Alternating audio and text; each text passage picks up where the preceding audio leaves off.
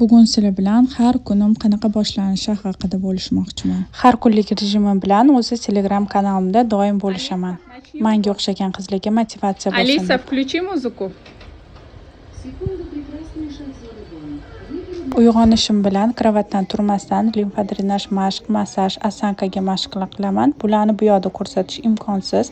Agar siz kerak desangiz, Telegram kanalimda bo'lishaman. Undan tashqari, tug'ruqdan keyin 14 kilo ozishimga sabab bo'lgan begovoy doroshkamda 1 soat yuraman.